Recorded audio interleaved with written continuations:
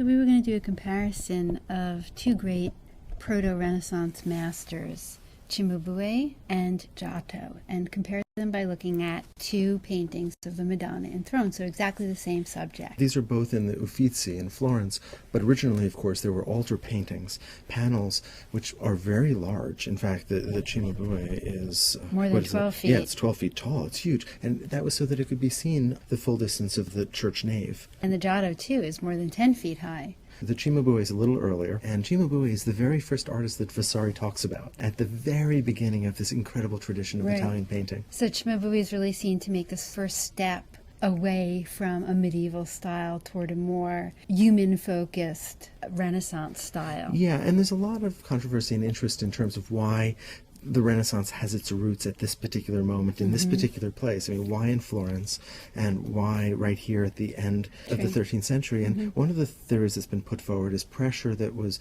being felt in the Byzantine Empire to the east by Islam, and some of the artists perhaps fleeing the great traditions of the East and coming to Italy, and perhaps prompting it to think beyond the traditions of the medieval. The first thing to say is that this is just a really standard subject that we see all the time. Mary, the mother of Christ, holding the Christ child, surrounded by angels and or saints and prophets. Lots and lots of gold. These are tempera paintings on wooden panels. It's egg tempera, and it's using minerals that are suspended in that egg media. It's good for little lines. It doesn't blend well. It dries quickly. And so there's a really linear aspect to this painting, which may in some respects result from the tempera. This is gold that's been flattened out. It's a very thin gold leaf, and in fact even tooled. That is to say, patterns have been pounded in to make it even more interesting. And then it's been glued onto the wooden panel. It's been burnished, and sometimes there's a kind of clay layer underneath, which you can sometimes see a little reddish. But the gold itself is really meant as this ornamental, reflective material that had a symbolic quality in that it was meant to reflect the light of heaven. Neither of these are set in any kind of earthly realm.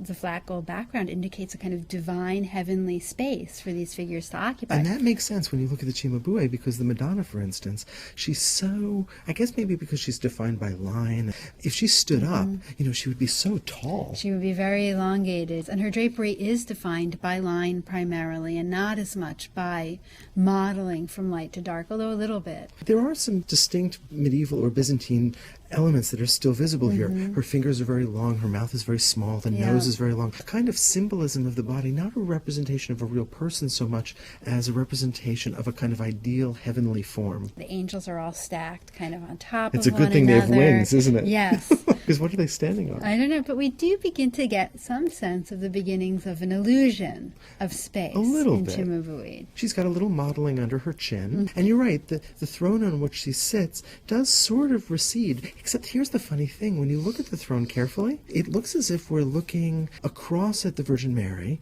but we're looking down at the seat on which she's seated, and in some ways we're also looking up at her. There's not a single perspectival point in which the viewer is situated. We have sort of multiple viewpoints, and that's something that of course will disappear more than a century later when we get to Brunelleschi in the early Renaissance. But I'm not comfortable with the idea that Cimabue couldn't do it. No. Yeah. So what about the four figures underneath? It's interesting that they're behind there. It does show some illusion of space. And it kind of frames them as well. It does. And they're adorable down there, those prophets.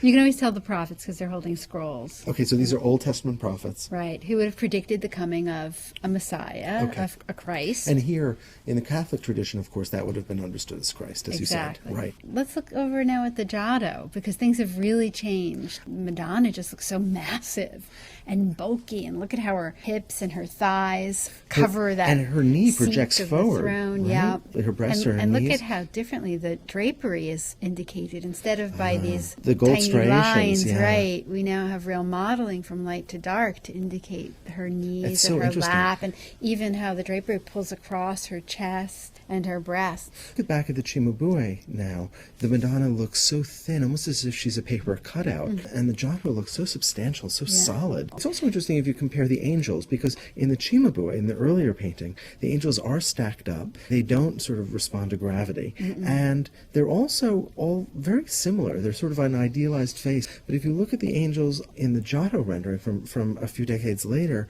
actually what's really interesting is Giotto is willing to put the angels in back of each other, even obscuring their faces. And the way that they sort of seem to go back behind the throne is peeking his head through in the back there. And yeah, the prophets aren't in some sort of impossible Right, basement yeah. now. And look at how much more modeling is in her face and in her neck. There's one aspect of the painting by Giotto that I think is really significant and really interesting. In the Giotto, there's a very particular single point that the viewer is looking at this from. If you look, for instance, at the steps moving up to the Virgin, you're looking down at the top of the step clearly. So you know your eyes above that. But you're also looking up at the ceiling of the throne. So you're looking you're somewhere in between, and in fact you're looking down at the seat. But you'll notice that just where the prophet's chins are, that's where everything sort of is exactly horizontal. Right. So that's the line at which our height. That's true. And that makes sense because that would put us just below Christ. A nice humble position. There's a kind of left-right axis too,